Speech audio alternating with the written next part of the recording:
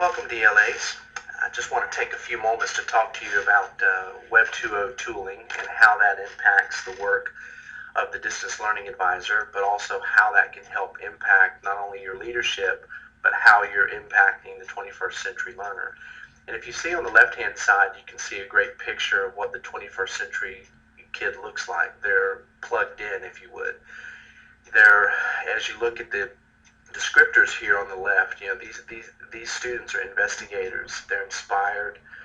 They believe in originality. They're collaborators. They're musical. They're visionary. They're active. They're mission driven. They're global citizens, and they're really trying to. They live in a world that you see here on the right-hand side, and as digital immigrants as ourselves, we oftentimes have a hard time and a difficult time catching up and navigating ourselves through this world. But our digital natives are very much immersed in these Web 2.0 technologies. And I want to spend just a few moments talking to you about Web 2.0 tools, what the difference is between Web 1.0 versus Web 2.0. And I want to spotlight one tool for you that I think will help engage you and will help benefit your work, not only as you support your students and monitor their progress, but also how you can collaborate and communicate with key stakeholders at the school level, but also the key stakeholders at the district level.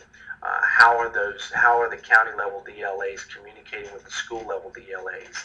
And how are the school level DLAs communicating to principals, communicating to their APs, communicating to their parents, and other staff members? And so I want to share with you a tool that I think will help you navigate through those waters.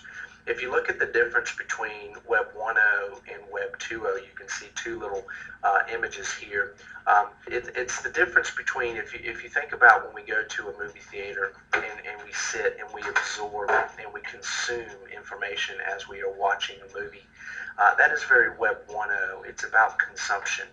Web 2.0 is more like a stage production in which you are the director, you are the actor, you decide, and you put people where they need to be strategically in order to communicate. You are generating, you are creating, and you are directing. And so when you think about these two, Web 1.0 is a very read-only environment. Web 2.0 is about reading and writing. Web 1.0 is pulling information, consuming information. Web 2.0 is pushing information out, and the information comes from you. Remember in the old days of the Web 1.0 environment, we had the webmaster. They were the people who held all things that were good and pure about information. Now in a Web 2.0, it's no longer the webmaster who controls that information. It is you. It is me who can produce and create and collaborate and communicate. In a Web 1.0 world, we have the Britannica online. Now we have Wikipedia. In 1.0 we had Microsoft Word. Now we have Google Documents, a place to where we can communicate, share, and collaborate.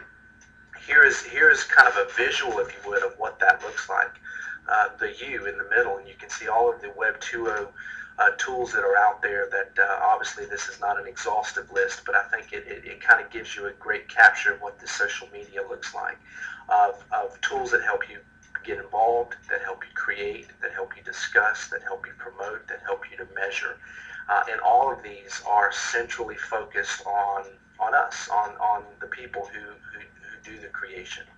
And in this last image, I wanted to show you before we move into looking at a sample tool, is looking at, as we bloom with Web 2.0 technologies, looking at the new revised Bloom's taxonomy from remembering to creating. You can see some of the tools that are going to be advantageous, I think, to help students remember and recall, help them to understand and comprehend and apply, help them to analyze and help them to evaluate and help them to create. My role here in these next few moments is to show how you can use one tool.